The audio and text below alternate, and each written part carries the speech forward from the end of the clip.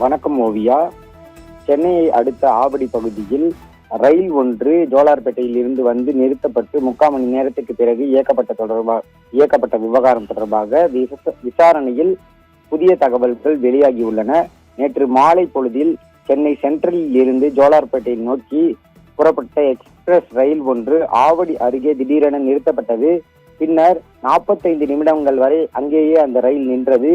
இதனால் ரயிலில் பயணித்த பயணிகள் கடும் அவதிக்குள்ளானனர். அவர்களுக்கு நேர விரயமும் ஏற்பட்டது.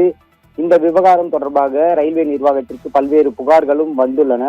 இது தொடர்பாக இன்று காலை தீவிர விசாரணையை ரயில்வே நிர்வாகம் தொடங்கினர். அப்போது ரயிலை பாதியிலேயே நிறுத்திவிட்டு எதற்காக லோகோ பைலட் சென்றார் என்பது தொடர்பாக விசாரிக்கப்பட்ட நிலையில் அவருக்கு திடீரென நெஞ்சு வலி ஏற்பட்டதாக தற்போது ரயில்வே நிர்வாகம் தரப்பில் தெரிவிக்கப்பட்டுள்ளது. நெஞ்சு வலியை அடுத்து அவர் ரயிலை நிறுத்திவிட்டு அங்கிருந்து இறங்கி நடந்து சென்றதாக கூறப்படுகிறது.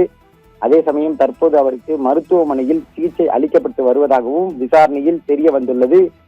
அது மட்டுமின்றி ரயில் நிறுத்தப்பட்ட பிறகு 20 நிமிடங்கள் அல்லது அரை மணி நேரத்திற்குள் வரவேண்டிய மாற்று ஓட்டுநரும் வரவில்லை. அவரும் தாமதமாக வந்ததாக தற்போது விசாரணையில் தெரிய வந்துள்ளது.